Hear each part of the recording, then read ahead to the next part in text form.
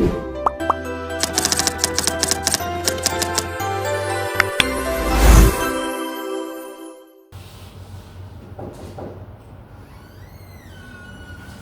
anak-anak. Waalaikumsalam Ibu. Bagaimana kabarnya hari ini? Alhamdulillah luar biasa. Allahu Akbar. Masya Allah. Alhamdulillah ya, kita pada hari ini bisa bertemu kembali. Sebelum itu, sebelum kita memulai pembelajaran pada hari ini, marilah kita berdoa bersama-sama. Ibu minta kepada ketua kelas silakan untuk memimpin doa pada hari ini. Silakan. Baik teman-teman, sebelum memulai pembelajaran hari ini, kita berdoa terlebih dahulu menurut percayaan masing-masing. Berdoa dimulai. Berdoa selesai. Baik, hari ini siapa yang tidak hadir? Sampai Ibu. Keterangannya apa, Nak? Di sini. Lalu ada lagi? Sudah Ibu. Baik. Minggu lalu Ibu memberikan tugas kepada kalian. Apa sudah selesai semua? Sudah Ibu. Baik, nanti tolong dikumpulkan ya kepada ketua kelas. Nanti ketua kelas berikan ke ruang Ibu. Minggu lalu kita membahas mengenai materi apa, Nak? Masih ada yang ingat? Cerita rakyat. Puisi rakyat. Ya. Ada yang bisa menjelaskan secara singkat apa itu puisi rakyat? Silakan angkat tangan. Pada Nazila, disilakan. Yang saya ingat itu puisi rakyat adalah karya sastra yang terikat dengan aturan-aturan. Betul. Nah, puisi rakyat itu puisi yang terikat oleh aturan-aturan tertentu. Lalu yang masih ingat ada 3 jenis puisi rakyat. Ada yang masih ingat? Pantun, Betul, pantun, gurindam, dan mantra. Pada kesempatan kali ini kita akan memasuki materi baru, yaitu mengenal langkah-langkah penulisan resensi karya fiksi. Sebelumnya anak-anak sudah pernah mendengar belum apa itu resensi? Sudah. Ada yang bisa menjelaskan secara singkat? Pada Nazila? Resensi itu seperti ulasan. Betul, resensi itu ulasan atau perbincangan mengenai sebuah karya seperti buku ilmiah, novel, atau film. Nah, teks resensi atau disebut dengan teks ulasan berisi pemaparan mengenai kelebihan dan kekurangan suatu karya. Kemudian ada fungsi resensi, itu terbagi menjadi 3. Yang pertama, fungsi informatif. Sebagai salah satu media informasi memperkenalkan buku kepada masyarakat. Lalu yang kedua ada fungsi komersial, sebagai wadah untuk mempromosikan buku agar mendapat keuntungan bagi penulis atau pembuat karya. Nah, resensi yang menarik dapat membuat pembaca membeli karya yang diulas, sehingga omset penjualan sebuah karya akan meningkat. Yang ketiga, fungsi akademik, sebagai media interaksi antara penulis, pengarang, penerjemah, editor, dan peresensi dalam menyatukan insight atau wawasan yang mereka miliki mengenai topik tertentu. Kemudian ada tujuan resensi. Yang pertama itu memberikan pemahaman dan informasi secara komprehensif kepada pembaca mengenai isi dan dari buku yang diresensi. Yang kedua, mengajak pembaca untuk mendiskusikan lebih jauh mengenai permasalahan yang diangkat dalam sebuah buku atau film. Nah, sebelum kita membeli buku itu, biasanya kan kita mencari tahu terlebih dahulu isi dari buku itu apa. Kita akan mencari di Google biasanya ya. Ada kelebihannya, kekurangannya, terus biasanya kita mencari harganya itu lebih mahal atau murah. Yang ketiga, memberikan gambaran dan pertimbangan kepada pembaca apakah buku tersebut layak untuk dibaca atau tidak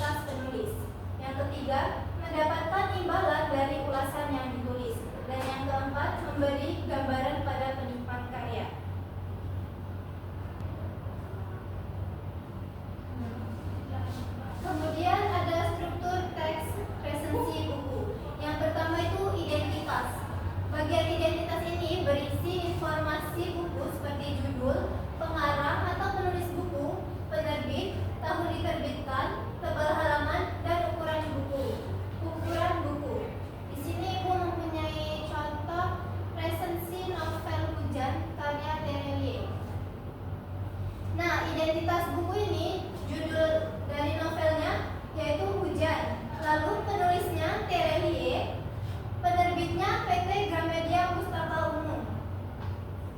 Tahun terbitnya 2016, tebal buku 320 halaman, dan di ISBN 978-602-03-24784. Nah, itu tadi tujuan dan manfaat resensi. Ibu mau tanya di sini, siapa yang suka membaca buku? Nazila, Ibu. Nazila suka membaca buku. Iya, Ibu, saya suka. Nah, buku itu kan ada jenisnya ya. Nazila suka buku fiksi atau non fiksi? Lebih suka fiksi, Ibu. Nah, buku fiksi itu ada jenisnya. Contohnya apa, Nazila, yang pernah dibaca? Cerpen pernah, terus novel pernah. Tapi lebih sukanya novel, Ibu. Novel. Iya. Nah, novel apa yang pernah dibaca Nazila?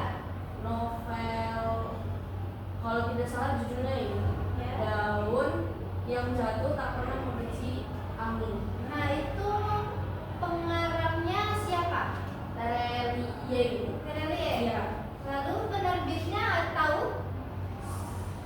Sepertinya judulnya dia, Bu. Gramedia. Alur dari novel itu Nazila masih ingat? Lupa, Ibu, tapi saya ingatnya di dalam buku tersebut menceritakan tentang perjuangan hidup Ya. dari gadis bernama Tania, Ibu. Tania. Iya. Nah, terus tahun terbitnya itu kapan, Nazila? Kurang tahu, Ibu, karena saya bacanya di tahun 2023. Baik, kalau jumlah halamannya ada yang masih ingat? Tidak, Ibu, tidak ingat. Tidak ingat. Nah, itu tadi merupakan salah satu contoh resensi dari novel. Nah, kemudian Ibu akan menjelaskan struktur dari teks resensi buku. Yang pertama itu identitas. Seperti yang disebutkan Nazila tadi, identitas itu berisi informasi buku seperti judul. Tadi Nazila judulnya novel Daun yang Jatuh Tak Pernah Membenci Angin. Lalu pengarangnya tadi Terelie, penerbitnya PT Gramedia. Iya. Terus tahun diterbitkannya tadi sedikit lupa ya, Nazila. Iya. Nah, tebal halamannya juga lupa ya. Iya, Ibu. Nah, di sini ada ukuran buku itu dari tebal halaman, terus itu ukurannya berapa senti gitu ya. Jadi kalau kita lupa tidak apa-apa. Yang kedua, struktur orientasi. Nah, bagian orientasi ini terletak di paragraf awal yang berisi penjelasan mengenai kelebihan dan keunggulan buku tersebut. Nah, jadi kalau di novel itu kita pasti ingin tahu ya kelebihan dari novel itu apa sehingga kita mau membacanya. Nah, itu termasuk ke dalam orientasi. Yang ketiga ada sinopsis. Bagian ini berisi ringkasan atau rangkuman yang menggambarkan pemikiran dan pemahaman penulis mengenai isi buku yang diresensi. Biasanya itu ini sebuah ringkasan alur dari novel terus dimasukkan ke dalam sinopsis. Nah, yang keempat yaitu bagian analisis. Bagian ini berisi paparan atau penjelasan unsur-unsur cerita secara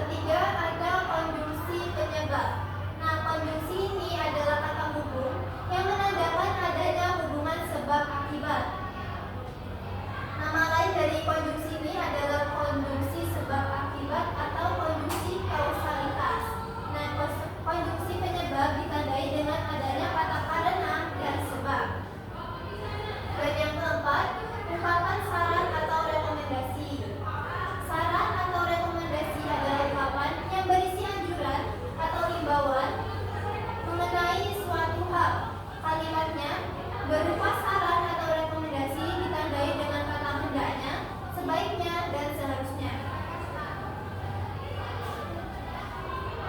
Kemudian ada langkah-langkah penulisan resensi. Nah, yang pertama itu mencatat identitas buku atau karya yang akan diulas, yang meliputi judul, penulis, nama penerbit, tahun terbit, termasuk ketebalan buku. Kalau perlu, kita juga bisa mencantumkan harga buku tersebut. Yang kedua, mencatat hal-hal menarik atau penting dari suatu karya. Nah, setelah mengetahui identitas karya, selanjutnya mengamati dan mencatat isi buku atau karya tersebut. Yang ketiga, menelaah kelebihan dan kelemahan karya. Pada tahap ini, penulis resensi mulai melakukan analisis terhadap suatu karya. Keempat, merumuskan kesimpulan tentang isi dan kesan-kesan karya itu secara keseluruhan. Setelah tahap analisis, resensi harus ditutup oleh kesimpulan yang mencakup isi singkat dari buku atau karya yang telah diulas. Dan yang kelima, membuat saran-saran untuk pembaca. Langkah terakhir yaitu memberikan saran yang ditujukan kepada pembaca. Bisa berupa siapa yang cocok untuk membaca suatu karya tersebut, apakah kalangan remaja, anak-anak, umum, atau profesional. Baik, di sini kita akan melakukan latihan bersama. Silakan jawab pertanyaan berikut. Tujuan dari teks resensi adalah A. Menghibur pembaca dengan cerita lucu. B. Memberi petunjuk cara membuat film. C. Memberikan penilaian dan informasi tentang karya. D. Menceritakan pengalaman pribadi penulis. Siapa yang mau menjawab? Pada siapa dulu nih? Rizka. Menurut saya jawaban dari tujuan teks resensi adalah memberikan penilaian dan informasi tentang karya itu. Memberikan penilaian dan informasi tentang karya. Kita coba ya, benar atau salah. Nah, benar. Beri tepuk tangan dulu pada Rizka. Yuk, soal kedua. Struktur teks resensi yang berisi kelebihan dan kekurangan karya disebut A. Identitas, B. Orientasi, C. Rekomendasi, D. Evaluasi. Pada ini, silakan. Evaluasi. Kita cek ya.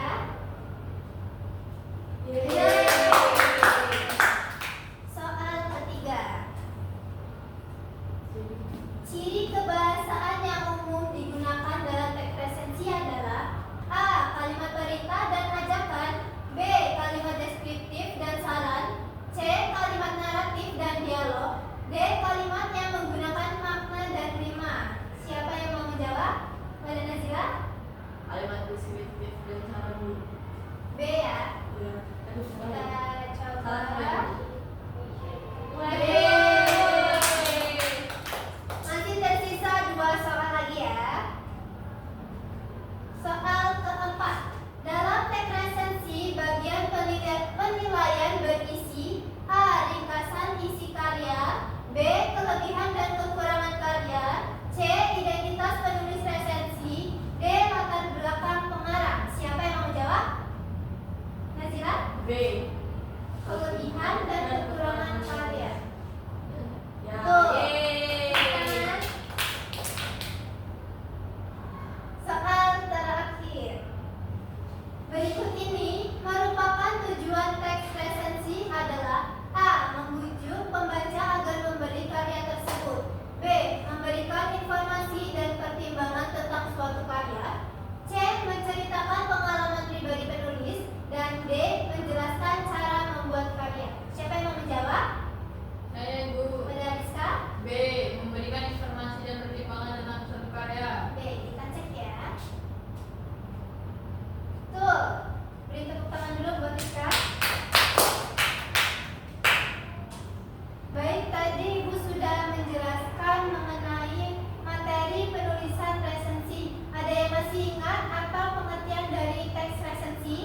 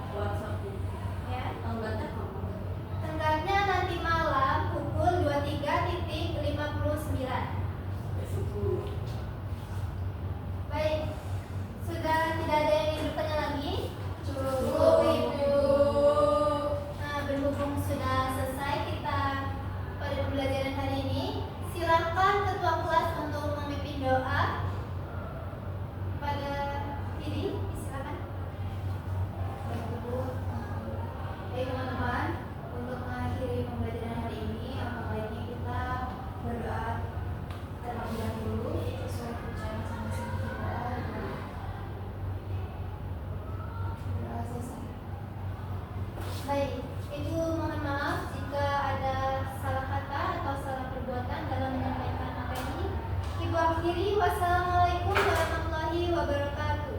Waalaikumsalam warahmatullahi wabarakatuh. Untuk ketua kelas nanti jangan lupa untuk mengumpulkan tugas minggu prakarya. Ya, baik. Terima kasih, Bu.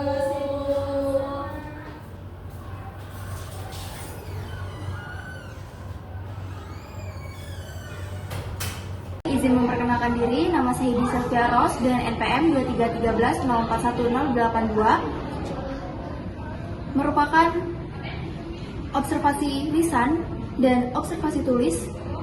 Nama calon guru Novera Nurfitriza dengan NIM 2313041012, tanggal 9 Oktober 2025, waktu 09.00, topik penulisan teks resensi.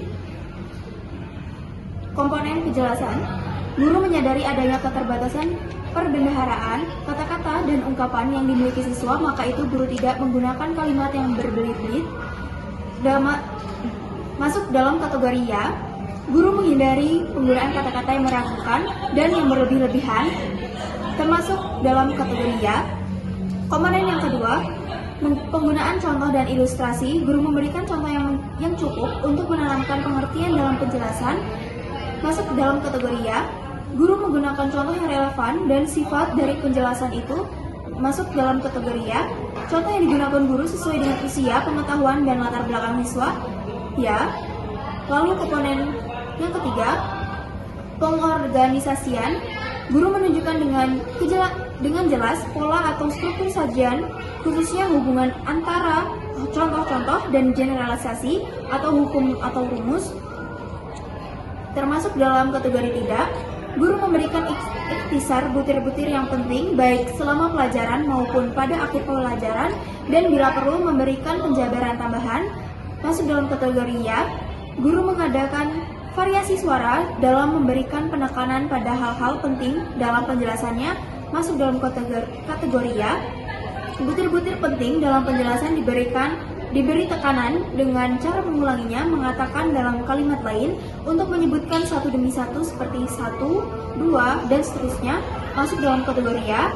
Penekanan yang berbeda diberikan pula dengan mimik isyarat ataupun dengan gerakan selama pelajaran berlangsung, masuk dalam kategori ya. Pemberian tekanan juga diberikan dengan menggunakan gambar-gambar, demonstrasi atau benda sebenarnya, masuk dalam kategori ya. Komponen balikan. Calon guru mengajukan pertanyaan untuk mengetahui pemahaman, minat, atau sikap siswa tentang relevansi atau kegunaan penjelasan tersebut, masuk dalam kategori ya. Calon guru menggunakan balikan itu untuk menyesuaikan ketepatan atau mengubah maksud penjelasan itu, masuk dalam kategori ya. Baik, itu tadi hasil laporan panduan observasi 2 keterampilan menjelaskan dari calon guru atas nama Novera Nurfitriza.